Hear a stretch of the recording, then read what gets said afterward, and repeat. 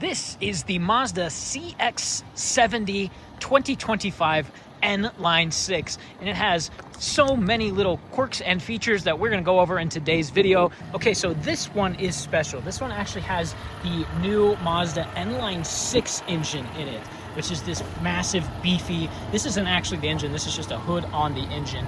But there's some interesting features in the hood here, or under the hood. So of course you have your basic features, your window wiper fluid, your coolant, your big engine block here, battery is here under this shell. But if we look up, you'll actually see this. A lot of cars have this, but Mazda specifically all have this in their new vehicles. This is actually a smotherer. So if your car, for whatever reason, God forbid, lights on fire, this whole thing actually drops down right on the engine here and will help smother the fire, which is a really cool feature if you get into whatever trouble. But the N-Line 6 is a huge new motor for the new Mazdas. As you can see, it's not latched down properly. But all right, so on the CX-70 here, you're just gonna put your hand right under the Mazda emblem and you can feel a little bit of something up here. It's kind of hard to see, but right up here is a small button you'll just press to automatically open the trunk. That will automatically close the trunk or lock it in place. So we can hit those if you'd like. But in the back here, we have a couple features to go over. Of course, in newer cars or used cars, you'll have these mats back here placed in there for your convenience. Here we have more charging. We actually have this little 12-volt outlet right in the back, very nice. We have some cup holders back here. We have some storage containers back here, some clips for storing or hauling whatever you need. And then over here, we actually have these little buttons that are actually meant to pull the back seats forward. So if I click this here, it will automatically put that back seat forward. Or this one here, there you go. Now you have even more trunk space. Of course, it gets caught on the passenger seat because it's not pulled all the way forward. But now you have plenty of trunk space for TVs, lumber, whatever you're putting in the back. I don't know why you'd put lumber in it, but maybe. And then of course, you have this little, you have this little latch here. If you pull up, this will be your little extra storage space. Difficult to get out. But once you do, you have your spare tire under there. It's a little bit difficult to get out, but once you do, your spare tire is there. Of course, these go flying, so be ready for that. So now let's take a peek inside the car. Straight away, you'll notice on the door here is just your average buttons for your rolling down your window. This one has auto window roll down, auto roll up. We've got the mirror adjusters here. We've got the lock unlock here. As you can see there, it will not let you lock the car if the key is in it or if the doors are open. And then we've got right here, and then right here we have our power seat adjuster, forward, back, up, down. We can move the seat back and forward. We've got the lumbar support here, up, back, all of that adjusts your seat properly. This lumbar support right here will make it so that your back feels a little bit better. And now we have the actual cabin here. First off, let's take a look at these features. So this right here is going to be your Mazda 360 security button, but it will either turn on or turn off the sound, the notification. As you can see, we've got a handful of buttons here. We've got, of course, our volume control, up, down, and then you push it in to mute. We've got forward and back on track. So if you're listening to music, you want to go back a song, just hit down and you go back. Source, you just push the button in and it will actually change the source from AM, FM, or Bluetooth. And then here we have our stop-start engine, of course. Here is our wiper blades. We have our back ones on, off. We have the front, we can put on auto. We can change up, down, fast, slow.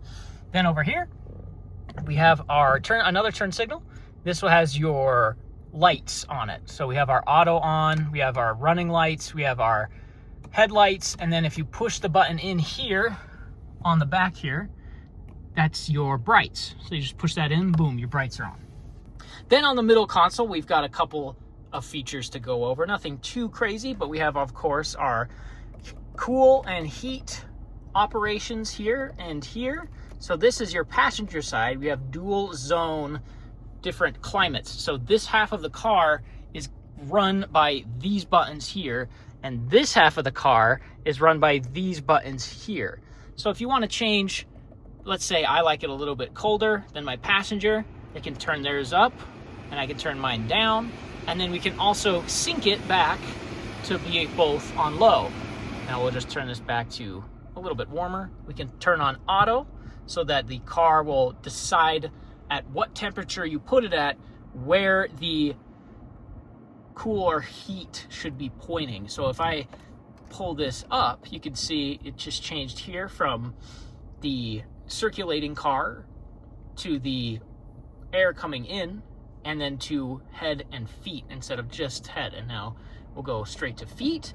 The further up we go up to high, and it will actually turn on your defroster if it's cool outside. Now we can turn it back down and we can see that it just goes to head here. Then we've got our heated seats, the front defroster, rear defroster. We've got the manual controls for turning up or down your air conditioner, turning your different zones on for where you want that pointed.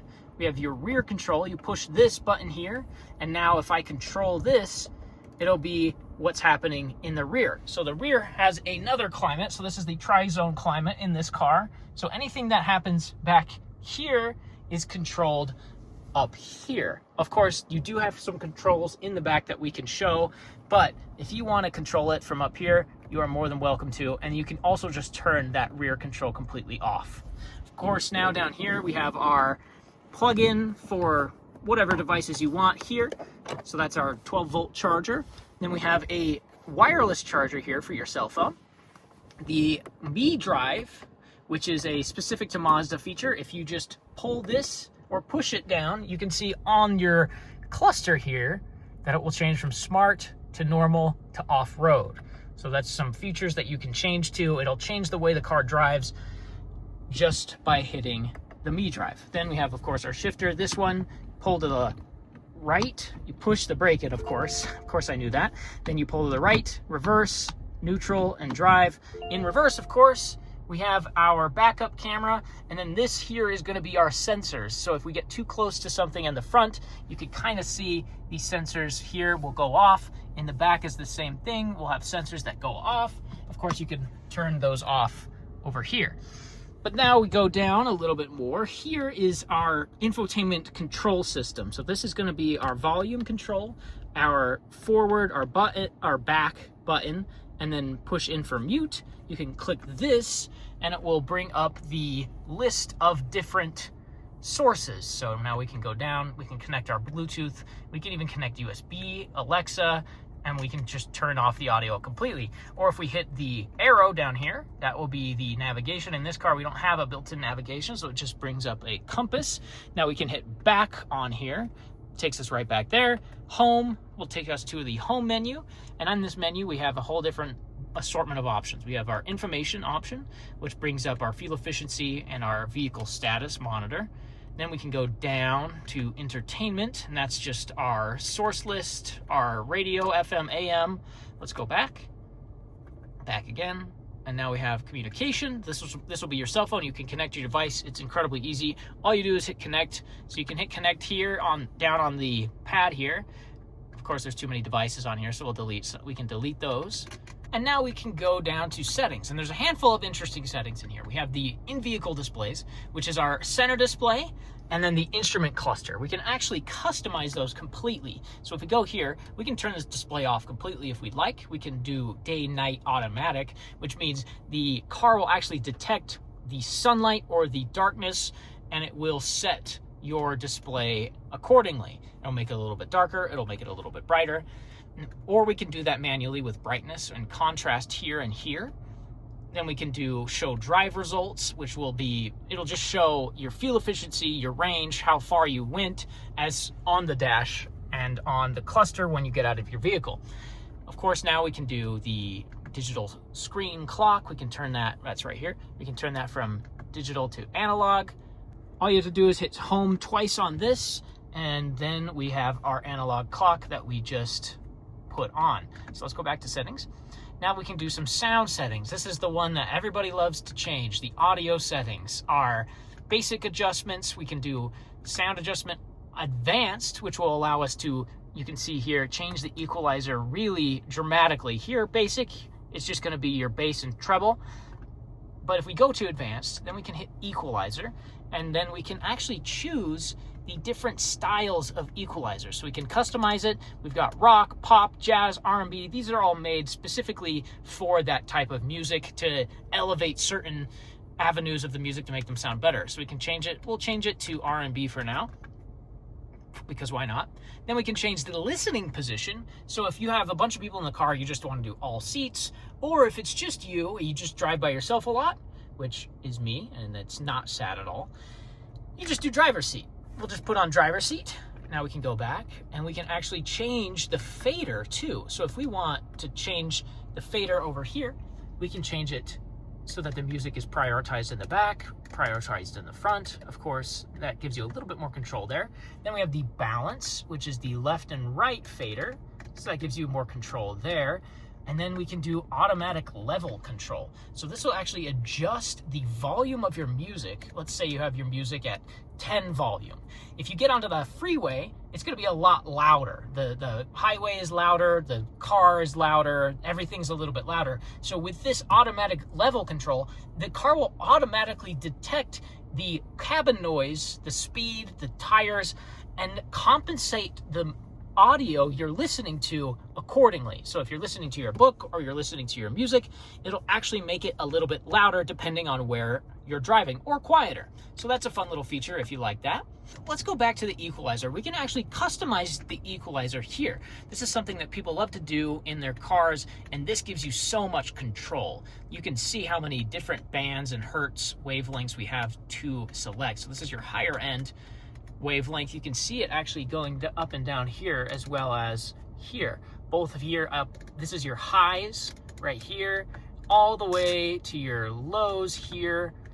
You can see that adjusting properly. So as you're listening to music, you can actually change, oh, I really want more bass in this. I actually don't really love hearing these mid ranges. I'm gonna pull those down or up.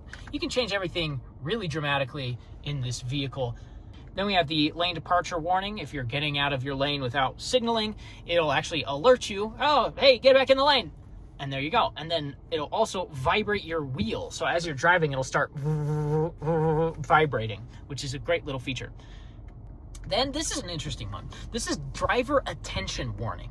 So if you are fatigued or if you're inactive in actually driving, like you're texting and driving too much, you're looking around too much, this will actually alert you to the fact that you are not being an active driver or you're fatigued, and it will tell you to pull over basically, which is a great little feature because some people just need to be told what to do. Parking sensors are another one. Of course, we kind of showed that a little bit. We have these sensors in the front and the back that will tell you how close you are to a vehicle or to a tree or wherever you're parking, so you can toggle those on and off here.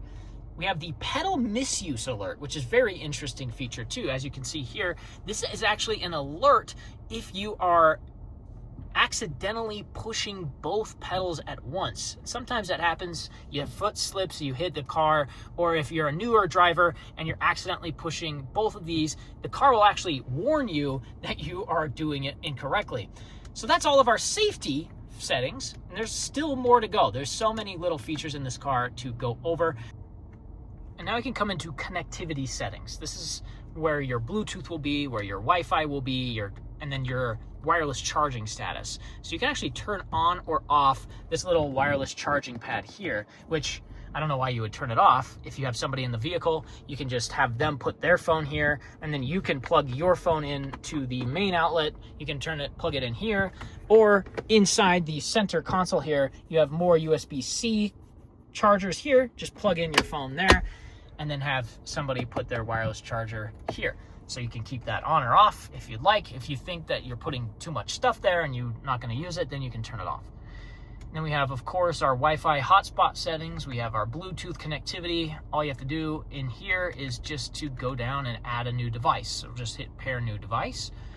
Then we have connection order. If you have multiple, as you can see, there's multiple different phones on this. You can actually go in here and say, I actually want this specific phone to be the one that gets connected to first. So you can actually set the connectivity order. I want iPhone 2 to connect first. So we just set that. We can drag it up to the top, as you see, boom. And now we'll just come over here and hit done. And now iPhone 2 is going to be the one that connects first. Of course, then you can just do it this way. Most recent, we'll just select that. Most recent one that's connected will connect first. Then we can go down to delete paired devices, which there's many devices here that we can delete. You can actually change the code for pairing, and you can change the wireless passwords. You can change a lot of little features in there. That's mostly the connectivity settings. Alexa, you can turn on. I'm having trouble connecting. Check your network connection and try. So Alexa's a good little feature that can do voice activation features for you if you'd like to. You have to set it up for yourself with your own settings, your own Wi-Fi, your own phone. So we won't go over that today, but let's go to system settings. Now, these are the settings that are really basic, like the clock. You can change the time with 24-hour daylight savings. You can change the time zone here, the voice recognition settings, language, home region, temperature from Celsius to Fahrenheit, distance and speed from miles per hour to kilometers per hour, the pressure in the tires. These are all your little features that you could need if you're moving or if you're wanted in a different language, whatever that might be. And you can also check for updates to keep your system running smoothly. So that is all the features just in this one little area. Here is actually a couple interesting things. We have this button here, which is actually going to turn your car's lights off. So these lights will turn on automatically when you open or close the car. But as you can see, the lights are, this button is on, which means those lights will turn off. But now if I open it, those lights will turn on. So that's a fun little feature if you don't like the lights for whatever reason. And then of course we have our sunglasses holder, which is not standard in many cars anymore. And then you hit this button one time, and in this car, we have a nice little sunroof. You hit that button again and it opens all the way up.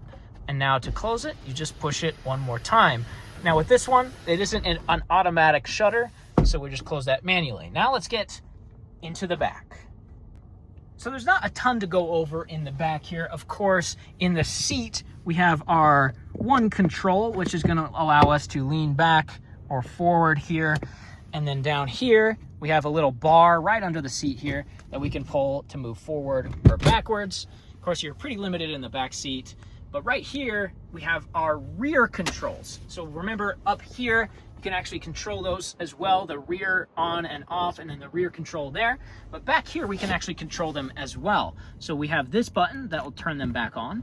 And then of course, the controls to turn up and down the fans, the areas where we want that heat or cool, and then we can turn it up or down.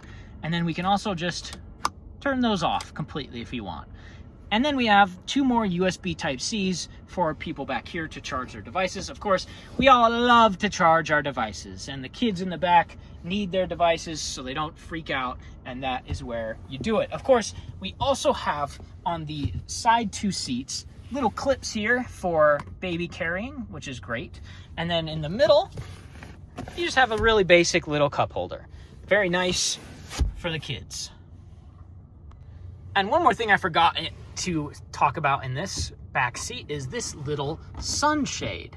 You can just pull that right up, and you can see there's actually a dramatic difference in how sunny it is back here. Look at that. Boom, boom. Significantly different. That will be right there, and it will also be right here. Perfect for both sides. Bing, bing, bong. All right, so let's get this out on the road so you can hear and see how it handles. And as you can see, we put it in reverse, and boom, we've got our backup camera, making it significantly easier to see what's behind us. Of course, now we'll just come down here, pull forward, and we are in drive. And away we go. As you can see here, this isn't the most ideal road. It's not paved perfectly. It's a little cracked. It's a little dusty. And yet, you can barely hear anything. It's such a smooth ride. I mean, one of the biggest features of the N-Line 6 is its smooth acceleration, but it isn't a completely quiet acceleration. As you'll see here momentarily, the car actually really does sound kind of beefy, considering it is a V6 engine. Let's get it rolling right here. So not bad for a Mazda CX-70. It is a really smooth ride though. You can hear that engine whirring for sure, but it gives you so much more power. And as you're driving, that acceleration is so smooth and comfortable in this vehicle, mainly because of the nice seating, the nice cabin control, and how quiet everything is. It doesn't really feel or sound like it has as much power as it does, and yet we're moving quickly here. So if this is your car, just come on down to this building right here at Santa Fe Mazda.